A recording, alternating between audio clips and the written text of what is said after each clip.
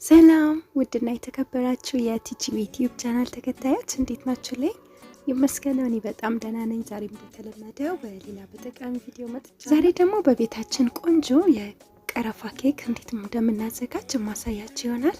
ለአዲስ ዓመት ያዘጋጀሁት ነው። ለፈረንጆች አዲስ ዓመት ያዘጋጀሁት ኬክ ነው። እንግዲህ እስከ መጨረሻው ተከታተሉኝ። ሀሳብ አስተያየታችሁን በኮሜንት ሴክሽን ላይ ጻፉልኝ። እንዲሁም ደግሞ ለሌሎችም እንዲደርስ ላይክ በማድረግ ጀምሩ። እንዲሁም ደግሞ ቤተሰብ ካልሆናችሁ ሰብስክራይብ ማድረግ አትርሱ። እሺ፣ ወደ አዘገጃጀቱን እስከ መጨረሻው ተከታተሉ። ወደ አሰራሩ ስንሄድ በመጀመሪያ የሚያስፈልገን የጁስ መፍጫ ማሽን ላይ 4 እንቁላል እንጨምራለን። ከፍሪጅ ውጭ የቆየ ማለት ነው። እንዲሁም ቫኒላ 1 ሾርባ ማንኪያ ነው የተጠቀምኩት።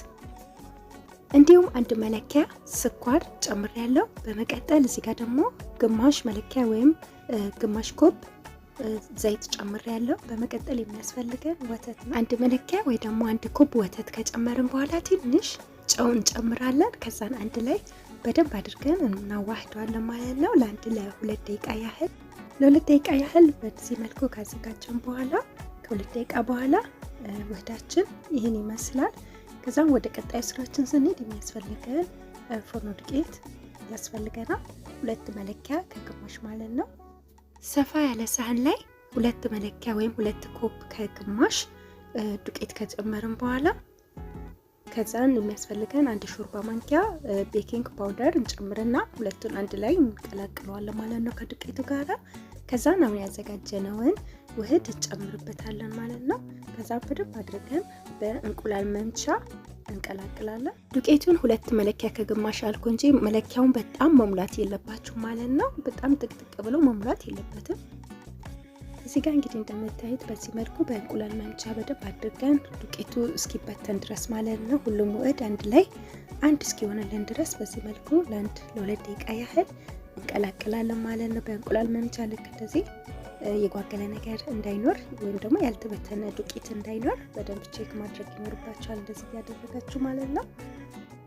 ከቀላቀልን በኋላ ይዘቱ እንደዚህ መሆን አለበት ማለት ነው። ልክ እንደዚህ ሲሆንልን ቆንጆ ሆኖልናል ማለት ነው። ከዛን እሱ ወደ ጎን እናስቀምጥና ወይም ወደ ጎን እናድርግና ወደ ቀጣዩ ስራችን እንሄዳለን።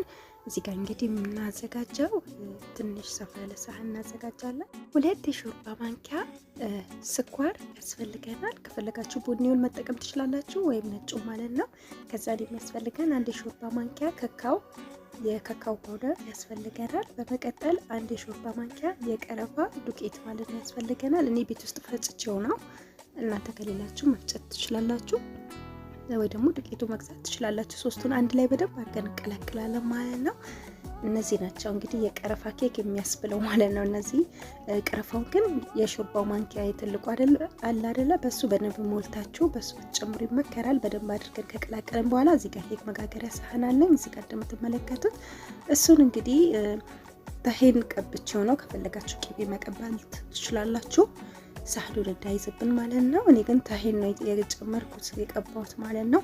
ከዛን የሚያስፈልገን ምንድነው እዚህ ጋር ቅድም ያዘጋጀነውን የኬኩን ውህድ ግማሹን እዛ ላይ እንጨምራለን። የኬክ መጋገሪያችን ማለት ነው።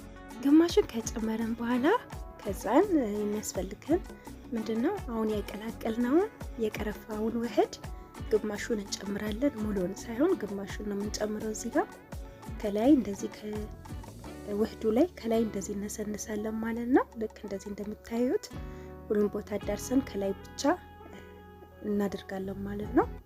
ከዛን እንደዚህ ካደረግን በኋላ የሚያስፈልገን አሁን ያዘጋጀነውን ውህድ ወይም ከኬኩ ላይ ተርፈውን ውህድ ከላይ እናፈሳለን ማለት ነው።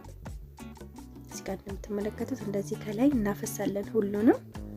ከዛን ኦቨናችን ውስጥ እናስገባና ከታች ብቻ አብርተን ማለት ነው ከላይ ሳናበራ ከታች ብቻ አብርተን 180 ዲግሪ ላይ አድርገን ለ45 ደቂቃ እናበስሏለን ማለት ነው። በነገራችን ላይ ኦቨናችሁ ይሄንን ከማስገባታችሁ በፊት መሞቅ አለበት። መጀመሪያ ውህዱን ይሄንን ከማዘጋጀታችሁ በፊት በመጀመሪያ ጋዛችሁን ወይም ኦቨናችሁን አብርታችሁ ማስቀመጥ አለባችሁ እንዲሞቅላችሁ ማለት ነው። ኦቨን ውስጥ ካስገባ በኋላ ለ45 ደቂቃ አልከፍተውም ማለት ነው። ደቂቃውን ሰዓት አይታችሁ በዛ ሰዓቱ ሲደርስ መክፈት ትችላላችሁ ማለት ነው። 10 መክፈት የለባችሁ። ከዛ ነው ደግሞ ክሬሙ ከላይ የምናዘጋጀውን ከላይ የምንጨምረውን ክሬም እናዘጋጃለን። እዚህ ጋር እንደምትመለከቱት 1/2 ወይም ግማሽ ኮብ የደቀቀ ስኳር ነጭ ስኳር እንጨምራለን። ከዛን የሚያስፈልገን እዚህ ጋር የወተት ፓውደር ነው። እሱም ግማሽ ኮብ ነው ወይም ግማሽ መለኪያ ማለት ነው።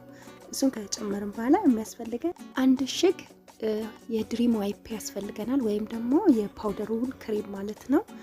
ካርቶን ውስጥ 2 ሆኖ ነው የሚመጣው፣ አንዱን ነው የምንጠቀመው። ከዛን የሚያስፈልገን የገበታ ቅቤ ነው 20 ግራም የሚሆን የገበታ ቅቤ እንጨምራለን። ከዛን ጅብን ኬሪ ወይም ደግሞ የቺስ ክሬም ማለት ነው 4 ፍሬ ጨምሬያለሁ።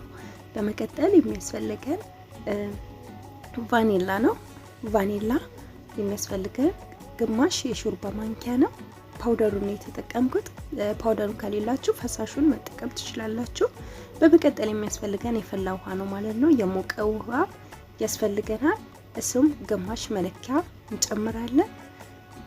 ከዛን አንድ ላይ በደንብ አድርገን አሁንም እንመተዋለን ማለት ነው። ነገር ግን ይሄንን ፍሪጅ ውስጥ ቶሎ ቀላቅላችሁ ካላችሁ በኋላ በደንብ ካዋህዳችሁ በኋላ ፍሪጅ ውስጥ አድርጉት። ምክንያቱም የፈላ ውሃ ስለሆነ ውህዱን ቀጭን ያደርጓል፣ ፈሳሽ ያደርጓል ማለት ነው። ስለዚህ እንደዚህ በደንብ አድርጋችሁ ካዋህዳችሁ በኋላ እንዲወፍርልን ፍሪጅ ውስጥ ማስቀመጥ ይኖርብናል ማለት ነው። ወይ ደግሞ ኬኩን ከማዘጋጀታችን በፊት ክሬሙን አዘጋጅተን ፍሪጅ ውስጥ ብናስቀምጥ ይመከራል። ምክንያቱም እንዲወፍርልን ማለት ነው። እኔ እንደውም ለእናንተ ለማሳየት ብዬ እንጂ ከዚህም በፊት ክሬሙን ከማዘጋጀቴ በፊት ነው ማዘጋጀው። ኬኩን ከማዘጋጀቴ በፊት ነው ክሬሙን ማዘጋጀው ማለት ነው። እንግዲህ ከ45 ደቂቃ በኋላ ኬካችን እንደምትመለከቱት እንደዚህ ሆኖ ቆንጆ ሆኖ ወጥቶልናል ወይም ደርሶልናል ማለት ነው። እንደዚህ በእንጨት ነገር ወይም በሹኪያ እንደዚህ ወቅታችሁ ውስጡ መብሰልና ለመብሰሉን ቼክ ማድረግ ትችላላችሁ ማለት ነው። ልክ ሲቀዘቅዝልን፣ አሁን ትኩስ ስለሆነ ሲቀዘቅዝልን ሰሃን እንቀይርለታለን ወይም ሌላ እቃ ላይ እናደርገዋለን ማለት ነው። እንግዲህ እንደምትመለከቱት ይኸውት ውስጡ በጣም በቃ ሶፍት ልነግራችሁ አልችልም። ለስላሴው በጣም ነው ደስ የሚለው። በቆንጆ ሁኔታ በስሎልናል ኬካችን ማለት ነው። ለስላሴው እንደምታዩት በጣም ሶፍት ነው እና አበሳሰሉም ከለሩም በጣም ነው የሚያምረው።